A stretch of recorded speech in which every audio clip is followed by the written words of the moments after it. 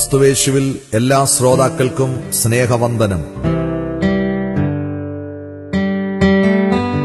നമ്മുടെ ഇന്നത്തെ ധ്യാനത്തിനായി 1 രാജാക്കന്മാരുടെ പുസ്തകം 19-ാം അധ്യായം 4-ാം വാക്യം വായിക്കുന്നു.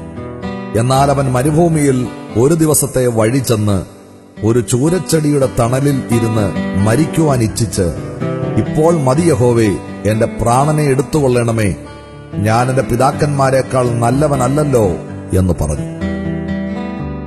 പ്രിയമുള്ളവരെ, പെട്ടെന്നുണ്ടാകുന്ന പ്രതിസന്ധികളിൽ അത്യുന്നതനായ ദൈവത്തെക്കുറിച്ച് ഒരു നിമിഷം ഓർക്കുവാൻ കഴിയാതെ മരിക്കുവാൻ ആഗ്രഹിക്കുന്നവരും അവയെ തരണം ചെയ്യുവാൻ കഴിയുകയില്ലെന്ന് കരുതി മരണത്തെ പുൽകുന്നവരും അനേകരാണ്.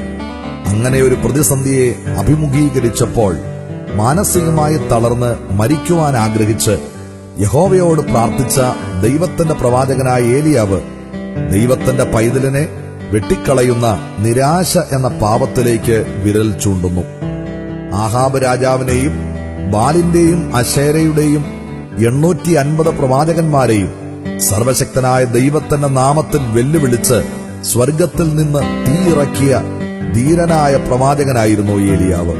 അത് കഴിഞ്ഞ ഉടൻ 3.5 വർഷത്തെ വരൾച്ചയ്ക്ക് അറുതി വരുത്തുവാൻ മഴ പെയ്യുവാനായി പ്രാർത്ഥിച്ചിട്ടും ഉടൻ മഴ പെയ്യാതിരുന്നപ്പോൾ നിരാശനാകാതെ വീണ്ടും വീണ്ടും പ്രാർത്ഥിച്ച് മഴ പെയ്യിച്ച പ്രാർത്ഥനാവീരനായിരുന്നു ഏലിയാവ്.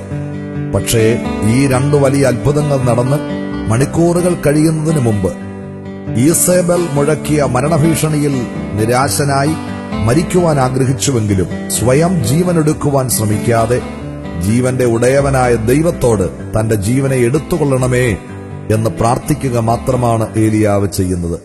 അതുകൊണ്ട് തന്നെയാണ് തനിക്കുവേണ്ടി വൻ കാര്യങ്ങൾ പ്രവർത്തിച്ച് ക്ഷീണിതനായ ഏലിയാവിന്റെ അടുത്തേക്ക് അത്യുന്നതനായ ദൈവം തന്റെ ദൂതനെ ഭക്ഷണവുമായി അയക്കുന്നത്. അത് അവന് ദൈവത്തിന്റെ സന്നിധിയിലേക്ക് ഹോരേബോളം ചെല്ലുവാൻ ശക്തി നൽകുകയും ദൈവത്തിന്റെ മധുര ശബ്ദം കേൾക്കുവാൻ മുഖാന്തരമൊരുക്കുകയും ചെയ്തു.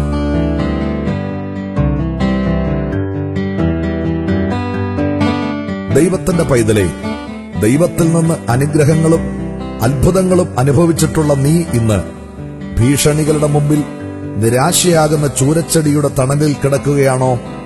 എങ്കിൽ ഈ സമയത്ത് ഏലിയാവിനെ പോലെ അത്യുന്നതനായ ദൈവത്തിന്റെ സന്നിധിയിലേക്ക് കടന്നുവരൂ. സ്വർഗസ്ഥനായ ദൈവത്തിങ്കിലേക്ക് നിന്റെ കണ്ണുകൾ ഉയർത്തൂ. അവൻ നിന്റെ നിരാശയെ പ്രത്യാശയാക്കി മാറ്റും.